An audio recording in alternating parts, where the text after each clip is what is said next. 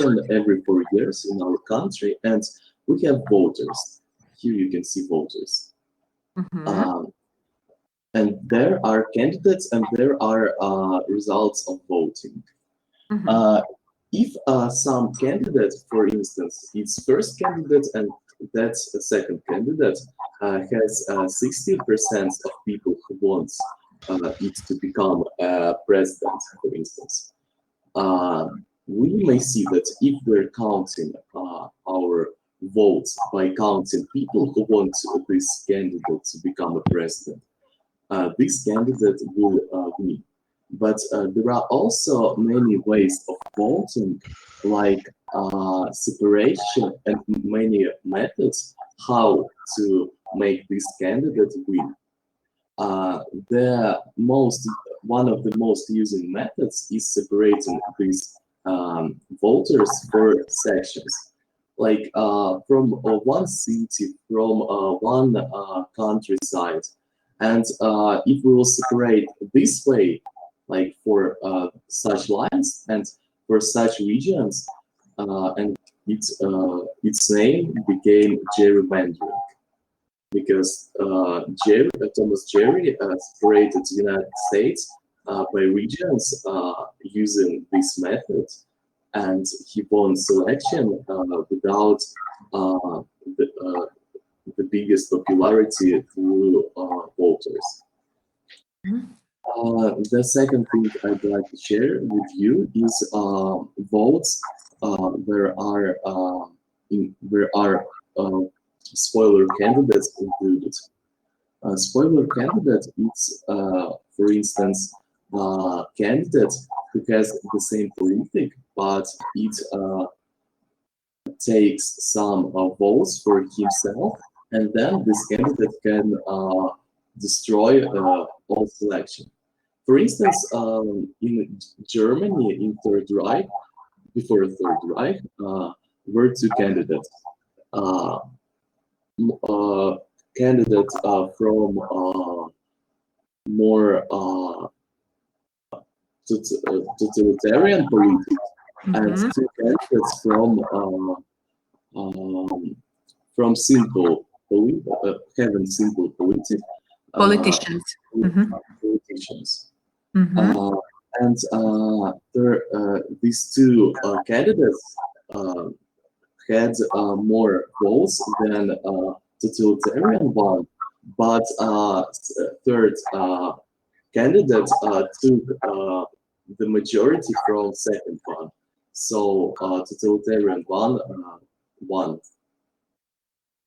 And that's why we have a narrow paradox that shows that democracy at all is unreal if we want to make it clear. That's why nowadays democracy, we're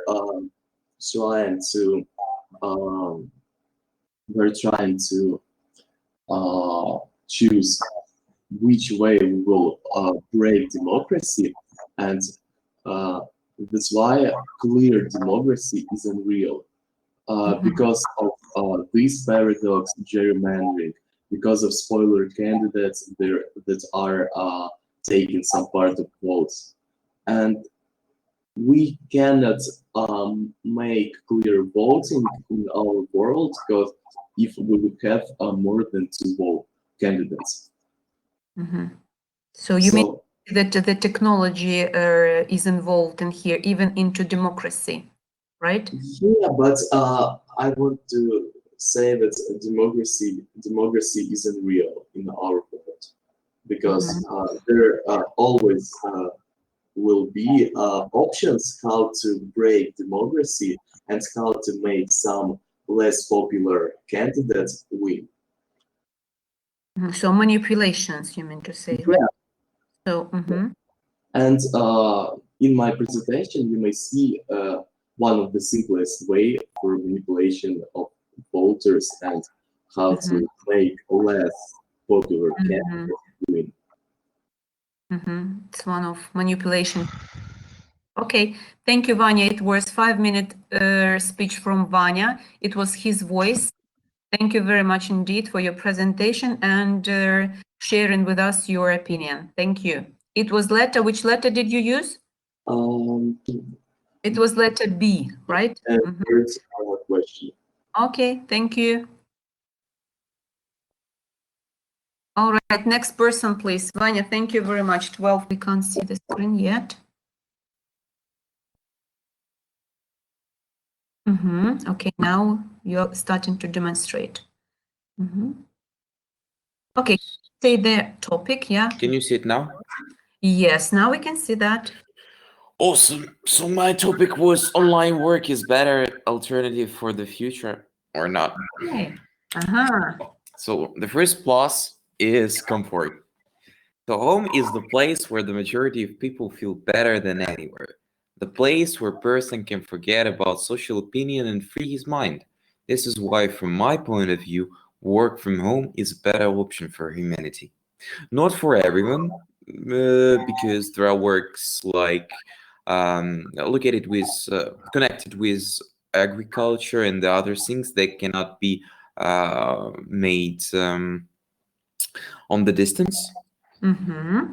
So this is good, but not for everyone. Next slide. So it's safety. Nowadays, humanity faces a major disaster, COVID-19.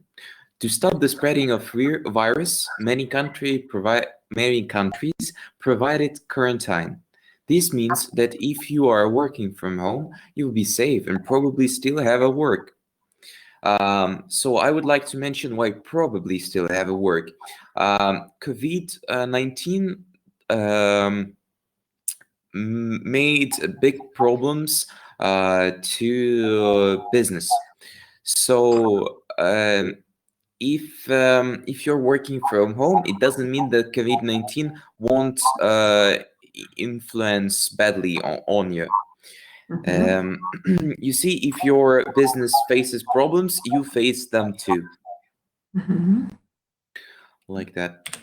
The third one is time management. So the biggest plus in this type of work is the possibility to use your time on maximum however you want. There is no more boring traffic jams that steal your time while you are going on the work and back. Like that. What is your main conclusion? So you're in favor of online education. So it's probably one next step in education, right? Well, I like this one. I endorse this type of education and work. Okay, but still I have got a question. Probably some students have got a question to Dima. Julia, can you ask him something? Some critical question? Anya, you can type your question. How will people doesn't know anything about technology, IT technology, will learn to work online, I don't know, for example, you are a doctor, you are 70 years old, and you need to complete a meeting with your patient. And how will he learn to do it? And if he don't have a mobile phone, I mean, with a screen, with a camera, a computer, how will he do it? Or a person doesn't have money to buy a nice telephone or a computer to do his work, and what will the person do? Okay. Are you ready to reply? You're welcome. So it will happen, I think, in my opinion, this will happen this way. So someone from elderly people will ask for help, probably someone. There are many companies that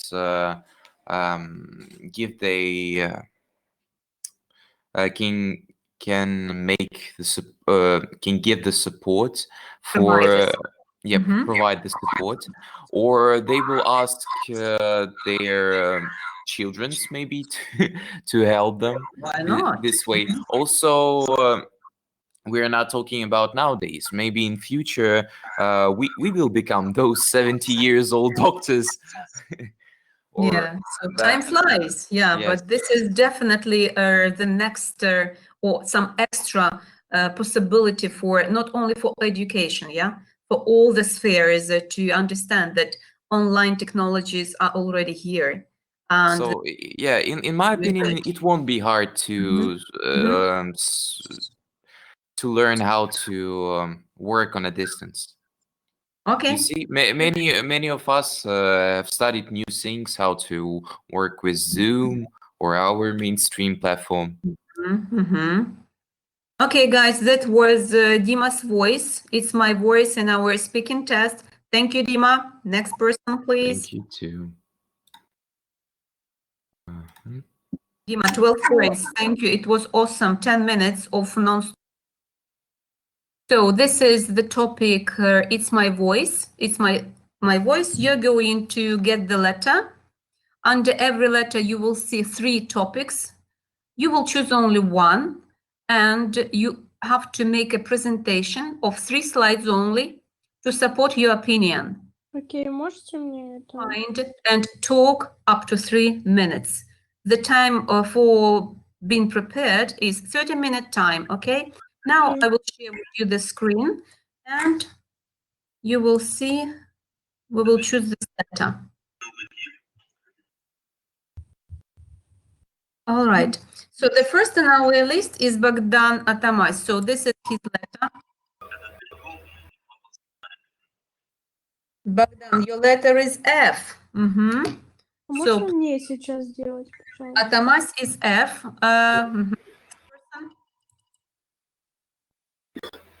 It's Arseniy. Arseniy, your letter is D for today. Choose only one.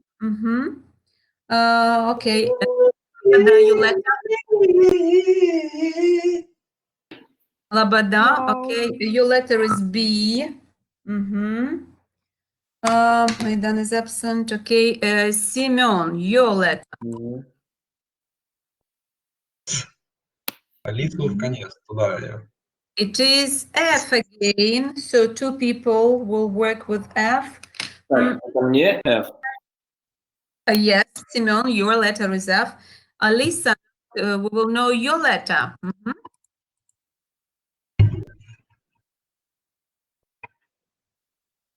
Okay, Alice, your letter is C. А можете мне открыть обратно эту Okay, I ссылку? will. And Nikita Hundadze, you. At last, Nikita is with us.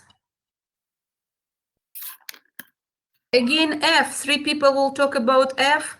Let's choose another. Because today, this is the first day after staying at home for so much time, I think that would be fair for us to give you another chance.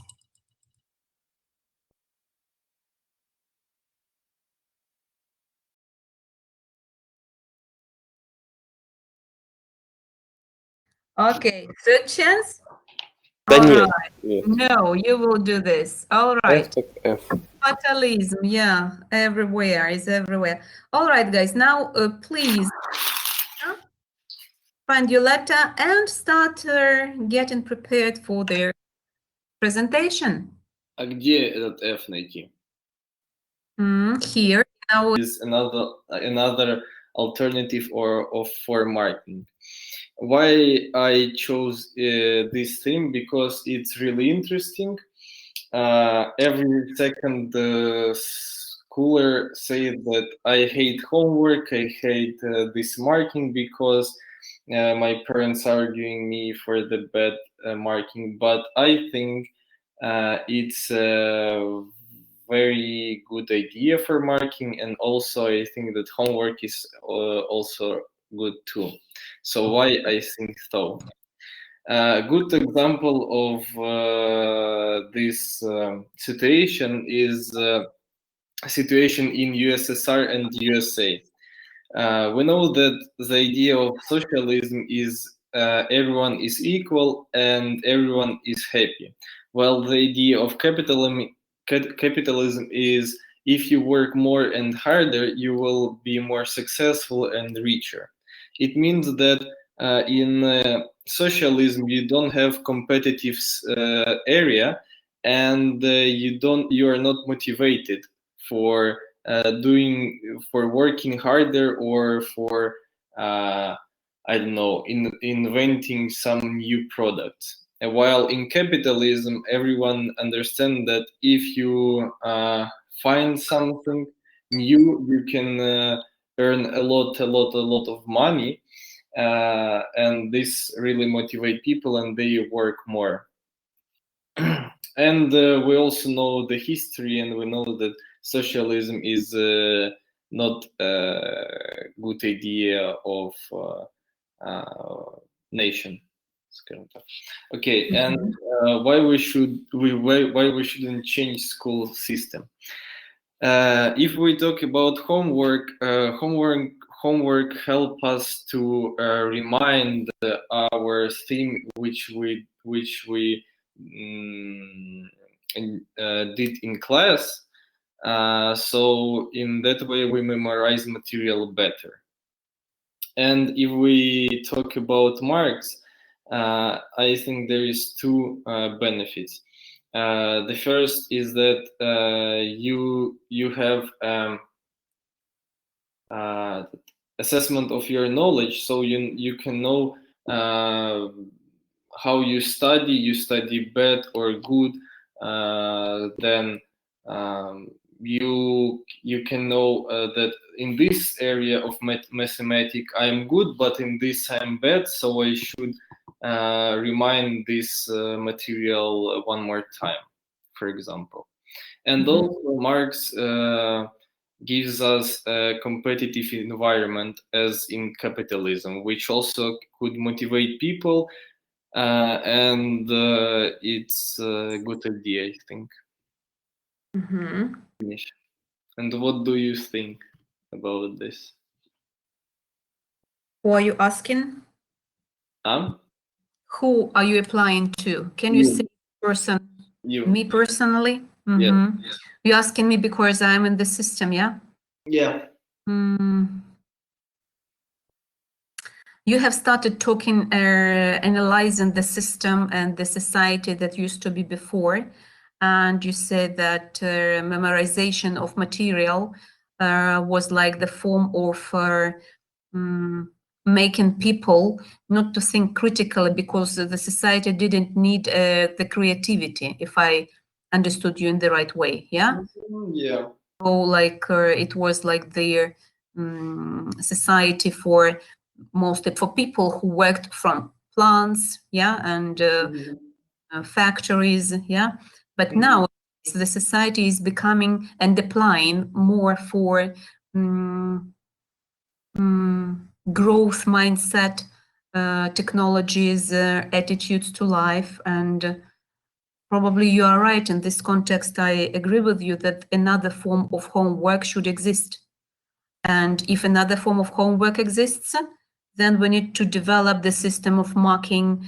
How can we mark creativity? How can we mark the masterpiece that was just presented by an artist, yeah, and later it is becoming a very popular person. So how can we value that? Probably instead of marking, I think that you are saying about different systems, and the societies propose it, like the marking in percent, in levels. Nowadays, it is very popular, and I think we will follow it, like the system of evaluation and assessment. When teachers will write their characteristics or short description of what you are good at, what the student can do better, and the teacher can recommend the student to move further, how to develop. It is good when you read that, and it is not a mark like in 6. Your grammar is 6, but you speak and your speaking abilities and skills are marked like 12, you see. So in this way, I will say, so you're an excellent speaker. You can present everything in the best fashion, and you use your logic, you can support your argument, and we will practice our grammar skills. There are many issues or some topics we need to practice more to make writing abilities the same level as the speaking skills. Something like this. I think that the words are becoming more important than numbers now. It is my personal, I see that in this way the student is not stressed, but more very motivating tool, as you told, that for students, something like the words are important. If teacher is just discussing their success of the student is important, right? How can we measure success? How can we motivate? Because the mark can it can stress you, but it can as well motivate you. And this is the good part of or side of marking system. Okay, it's my personal opinion. Would you ask some other students about that? Because No. no? What do you think of my proposition, Simon? A good idea. So you talked about, and I see that you told about assessment, yeah?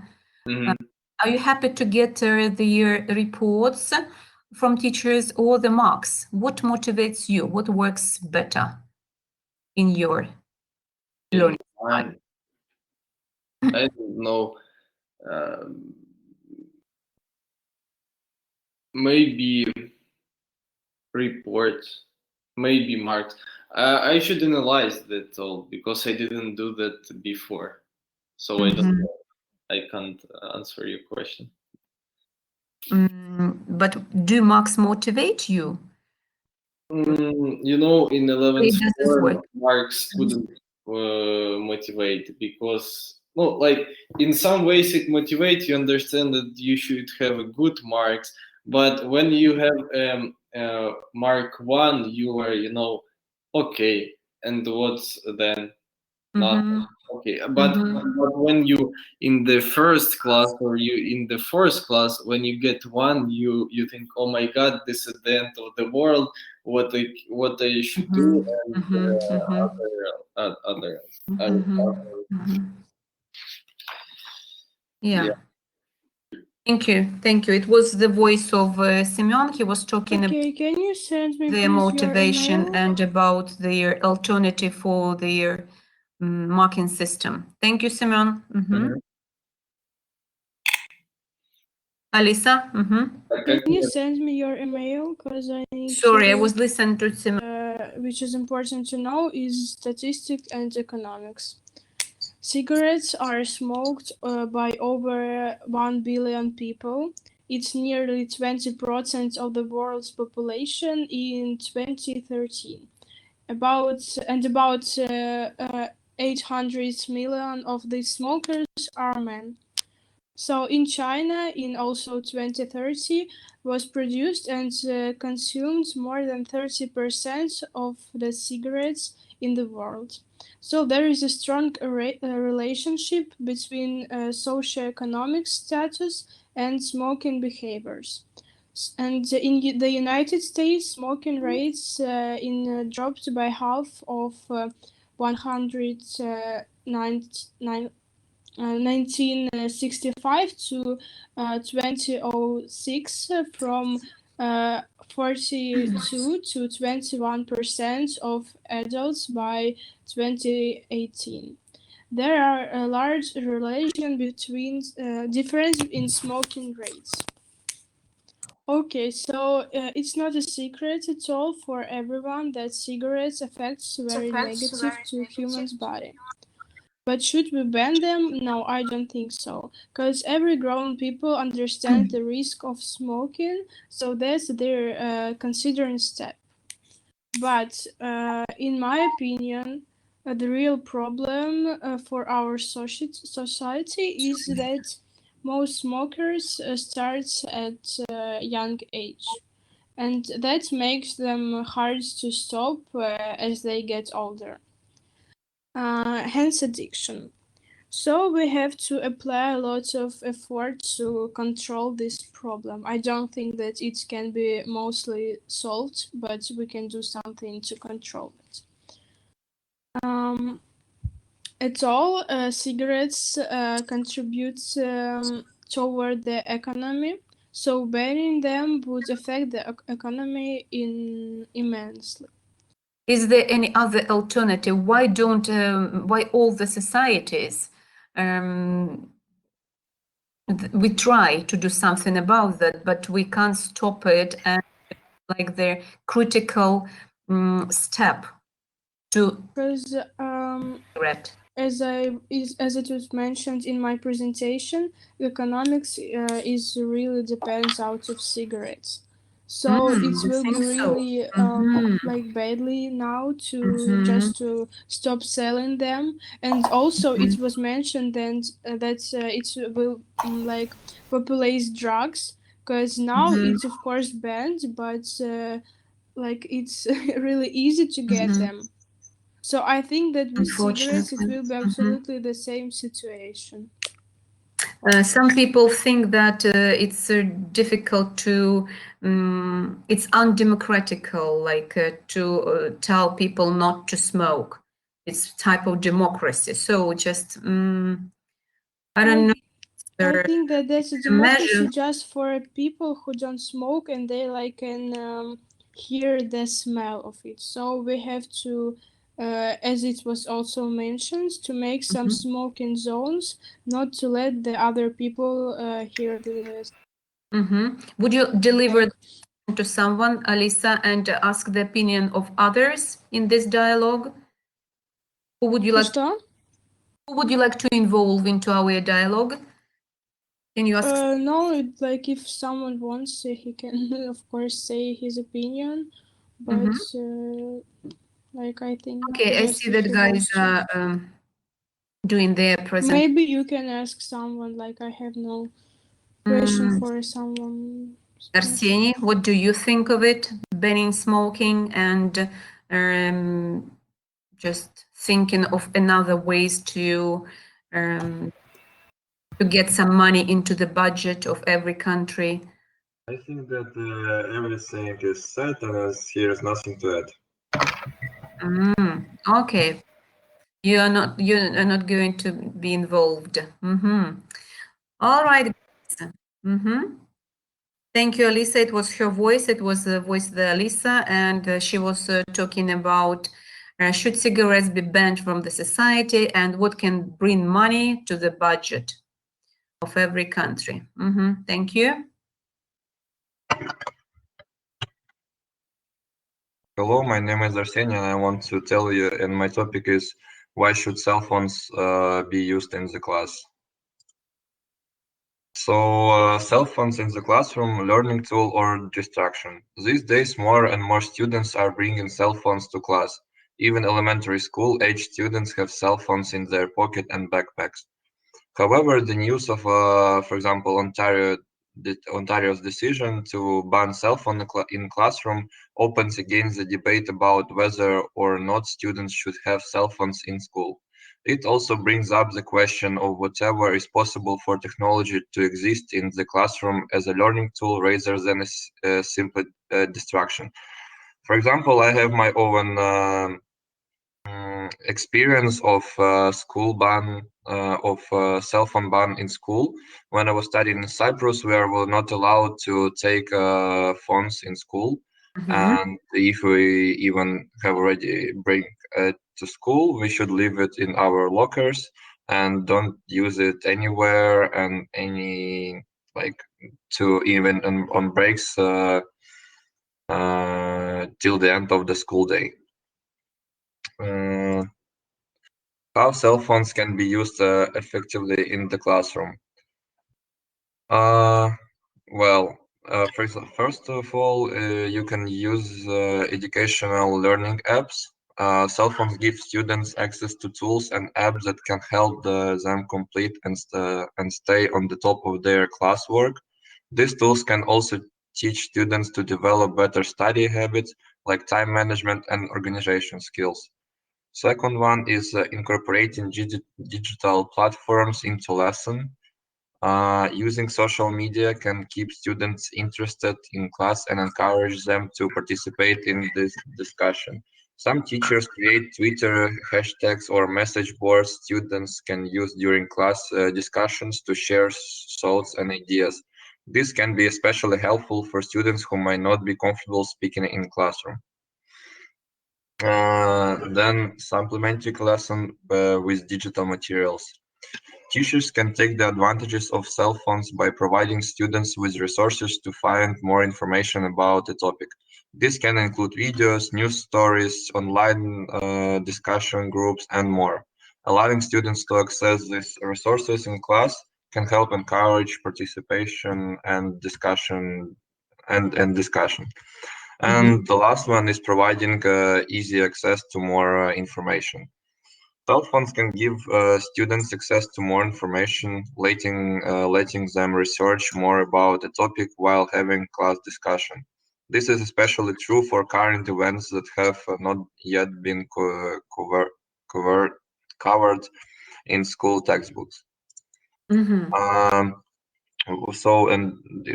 This situation, of course, have drawbacks of allowing cell phone in classroom.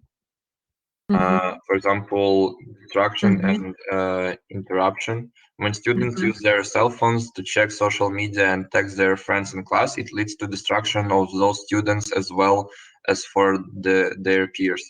This can cause distraction in class, particularly if the teacher is constantly telling students to turn their device off. Second one is cyberbullying. Cell phones can also lead to increased problems with bullying on the school ground. Cyberbullying can be harder to see than other forms of bullying, making it difficult for teachers to identify and stop when it is happening. And disconnection from face-to-face activities. While cell phones can help encourage participation by offering different channels, this can also lead to less in-person discussion and fewer learning opportunities. Learning to work together with others is an important part of students' education and can be lost with too much dependence on cell phones and other digital technology. And also is cheating.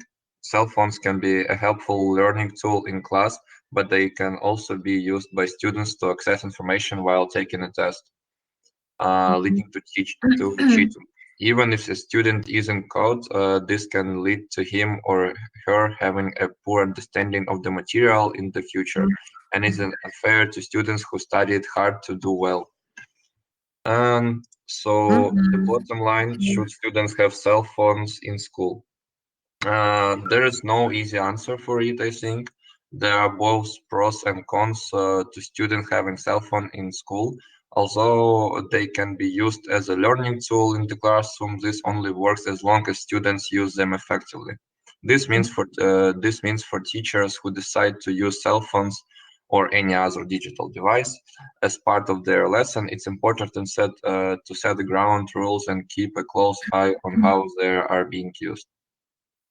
Thank you for the presentation. I hope that what the question to you. You have shared the experience about Cyprus. What do you think? Do they now use it in the class, the cell phones, or it's just for them, they keep the same policy? So keeping... Well, I've been studying in Cyprus for 1 year, and in this period, we have used our telephone in class for the lesson. I don't remember actually for what, maybe it was Kahoot or something like this, or to find the material. We have used only 2 or 3 times. So it's a limited period of time for some special tasks only, yeah, and you need to be warned about that. Okay, so just it was the red line for you to say always that teachers should be very careful about that.